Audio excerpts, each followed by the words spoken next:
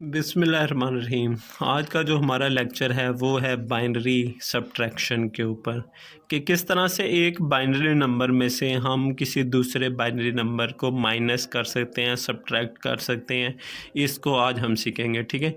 तो फिर हम इसकी कुछ डिफरेंट एग्जांपल्स लेंगे ताकि जो इसके पॉसिबल कम्बिनेशंस हैं माइनस करने के लिए उन सब को हम अंडरस्टैंड कर सकें, ठीक है। और कुछ इश्यूज़ भी आते हैं इसके अंदर जिसको हम अंडरस्टैंड करेंगे कि इन इश्यूज़ को किस तरह से सॉल्व किया जा सकता है, ठीक है।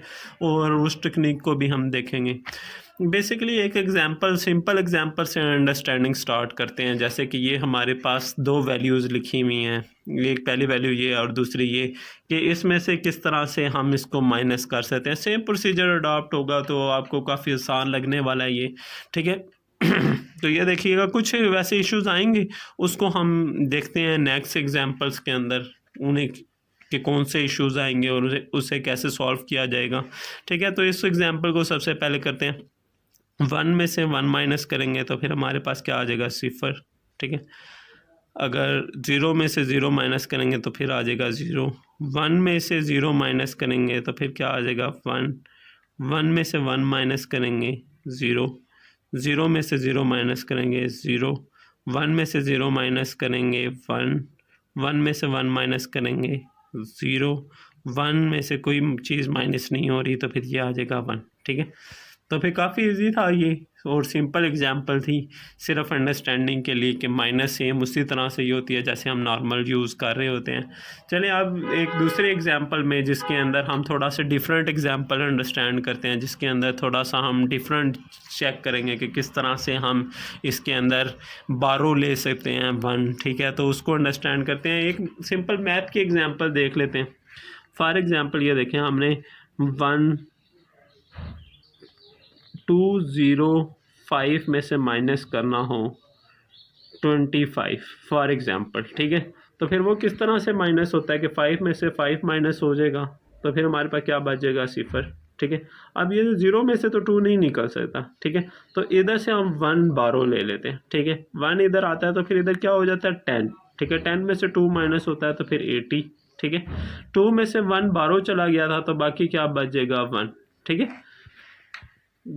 ये एग्जाम्पल इसलिए किया है कि हमें बारो की समझ आ जाए। और ये कौन सा नंबर सिस्टम है जो हम नॉर्मल लाइफ में यूज़ कर रहे होते हैं, वो होता है डेसिमल नंबर सिस्टम होता है। इसलिए जैसे ही 1 इधर जाता है तो ये 10 बन जाता है, ठीक है। क्यों 10 बन जाता है, क्योंकि ये डेसिमल नंबर सिस्टम है। अगर बाइनरी होता तो फिर एक नंबर इधर जाता तो बाइनरी के अंदर टोटल कितने नंबर होते हैं, 2, तो फिर क्या बारो चला जाएगा, 1 के तौर पे 2 जाएगा, ठीक है। डेसिमल के अंदर टोटल वैल्यूज़ कितनी होती हैं, 0 से लेकर 9 तक टोटल कितने होंगे, 10। इस वजह से 1 इधर बारो जाता है तो ये 10 बन जाएगा, ठीक है। पर बाइनरी में ऐसा नहीं होगा, ठीक है। उसको अंडरस्टैंड करते हैं इस एक एग्जांपल से, आपको बहुत अच्छी समझ आ जाएगी। इस चीज़ को अंडरस्टैंड करना ज़रूरी है कि बाइनरी के अंदर बारो कैसे जाएगा, ठीक है। तो फिर इधर अंडरस्टैंड करते हैं। ये देखें, 1 में से 1 माइनस हो गया, इधर आ गया 0, ठीक है। 1 में से 0 माइनस हो गया तो फिर क्या आ गया, 1, ठीक है। 0 में से 0 माइनस हुआ 0। अब इस 0 में से 1 माइनस नहीं हो सकता, ठीक है। तो फिर हमें क्या कहेंगे, बारो लेंगे इधर से, पर ये तो बारो दे नहीं सकता, ये खुद 0 है। फिर इससे बारो लेंगे, ये भी नहीं दे सकता, तो फिर इससे एक बारो ले लेंगे, ठीक है। इससे एक बारो लेंगे तो फिर ये क्या हो जाएगा, खुद 0 हो जाएगा। 1 इधर बारो चला जाएगा इस जगह के ऊपर, ठीक है।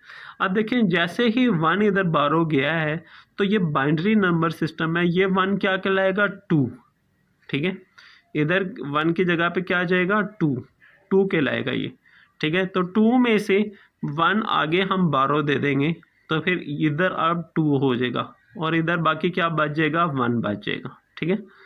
अब इस 2 में से 1 आगे बारो दे देंगे तो फिर 1 इधर बच जाएगा, ठीक है। 2 इधर चला जाएगा, ठीक है। अब इस 2 में से 1 माइनस होगा तो बाकी क्या बच जाएगा, 1, ठीक है। अब इधर 2 में से एक 1 बारो चला गया था, 1 बाकी बच गया था। 1 में से 1 जाएगा तो फिर क्या बच जाएगा, 0। इधर 1 रह गया था तो 1 में से 0 माइनस होगा, क्या आ जाएगा, 1। इधर 1 था, 1 ही हमने आगे बारो दे दिया था, बाकी क्या बच गया था, 0। 0 में से 0 गया 0, ठीक है। 1 में से 1 गया 0, ठीक है। तो फिर ये हमारे पास माइनस हो गया, ठीक है। सिर्फ फ़र्क क्या है इनमें कि जैसे ही एक बारो जाएगा तो फिर वो 2 कहलाएगा, 10 नहीं कहलाएगा, ठीक है। जिस तरह से ये देखिए, इधर हमने 2 में से एक बारो दिया था तो इधर क्या चला गया था 10, ठीक है, 10 बन गया था ये, ठीक है।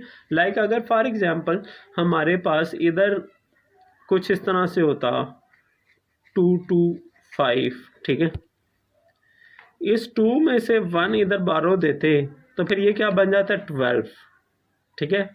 क्यों? क्योंकि इधर 10 जा रहा है एज ए बारो प्लस 2 हो रहा है तो वो बन रहा है 12, ठीक है।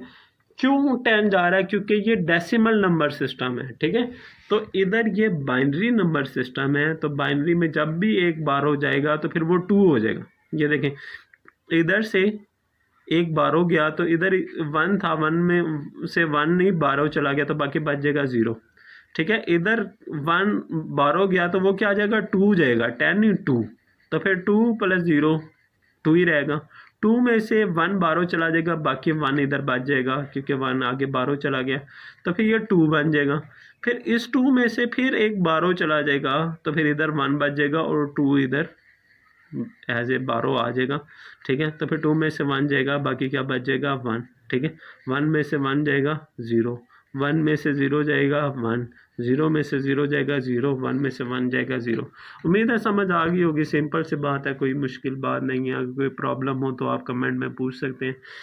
चले खैर, अब एक और एग्जांपल देखते हैं। उस एग्जांपल में देखते हैं कि क्या प्रॉब्लम आती है। सबसे पहले इस एग्जांपल को हम डेसिमल नंबर सिस्टम में अंडरस्टैंड कर लेते हैं। ये देखें, हमारे पास 105 था, ठीक है। इसमें से माइनस करना है हमने 115, ठीक है। कि एक छोटी वैल्यू में से हम एक बड़ी वैल्यू निकाल रहे होते हैं, तो हमें तो डेसिमल नंबर सिस्टम है ना, हमें पता है हम इसको क्या लिख देते हैं -10, ठीक है। क्यों? क्योंकि ये प्लस वाली वैल्यू छोटी थी, माइनस वाली बड़ी थी, तो फिर हमारे पास बाकी क्या बच जाएगा -10, ठीक है।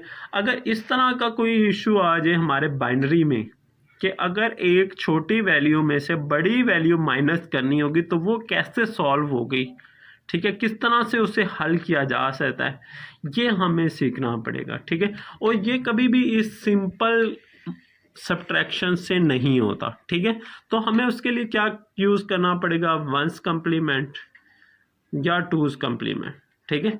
1's और 2's कम्प्लीमेंट के ज़रिए हम इस इशू को सॉल्व कर सकते हैं, ठीक है। तो फिर नेक्स्ट एग्जांपल के अंदर, नेक्स्ट लेक्चर के अंदर हम अंडरस्टैंड करेंगे कि किस तरह से एक छोटी वैल्यू में से बड़ी वैल्यू माइनस की जाती है ताकि हमारे पास उसका माइनस में आंसर आ सके, ठीक है। तो फिर इसको हम नेक्स्ट लेक्चर में अंडरस्टैंड करेंगे। उम्मीद है सिंपल जो एग्जांपल्स हमने किए हैं वो आपको समझ आ गई होंगी। इंशाल्लाह नेक्स्ट लेक्चर के अंदर इसको हम अंडरस्टैंड करेंगे। Thank you.